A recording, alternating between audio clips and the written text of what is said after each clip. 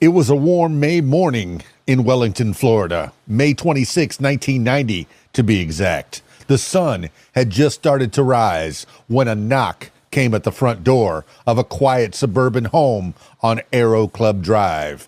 Inside, Marlene Warren, 40, answered the door with curiosity and mild confusion. What she saw was unexpected. Standing on the porch was a figure dressed in full clown costume, bright orange wig, a painted white face, a red nose, oversized shoes, and holding a bouquet of flowers and a pair of silver balloons. One balloon read, "You're the greatest." Without a word, the clown handed over the gifts. Marlene smiled politely, probably assuming it was a cheerful surprise.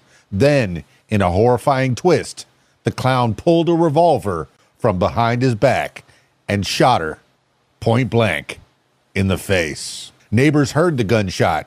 The clown calmly walked to a white Chrysler LeBaron and drove away.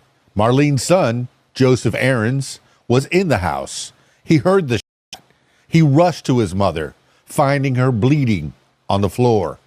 She was rushed to the hospital, but died 2 days later. The killing shocked the community, not just because it was cold-blooded, but because of the surreal, almost cinematic nature of it. A clown? In broad daylight? It sounded like something out of a horror movie, not real life. But the fear was real. Detectives from Palm Beach County Sheriff's Office began the investigation immediately. There was no shortage of rumors, but the initial trail went cold. Marlene Warren's husband, Michael Warren, quickly came under scrutiny.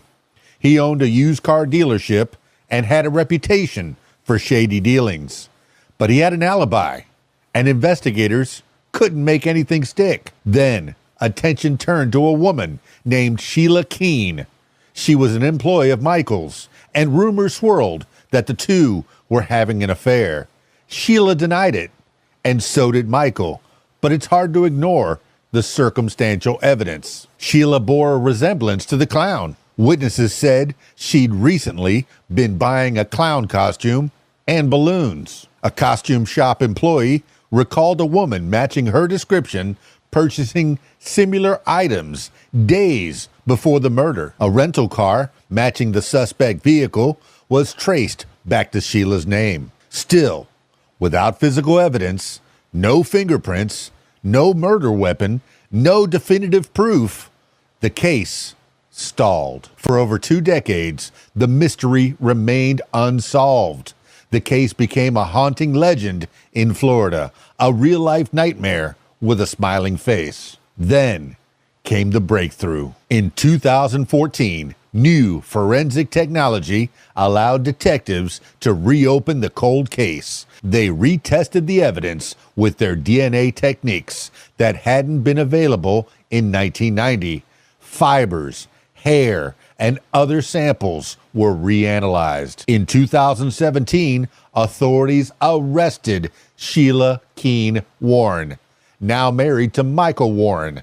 The two had quietly tied the knot in 2002 and were living in Virginia under the radar, running a fast food restaurant. Sheila was extradited to Florida and charged with first-degree murder. In 2023, after years of legal delays and pandemic interruptions, Sheila Keene Warren agreed to a plea deal. She pleaded guilty to second-degree murder and was sentenced to 12 years in prison, a sentence that shocked many given the premeditated nature of the crime.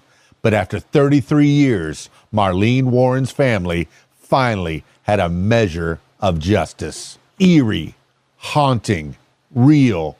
The Killer Clown case is more than just a creepy headline. It's a story of betrayal, patience, and how the truth can sometimes wear a smile.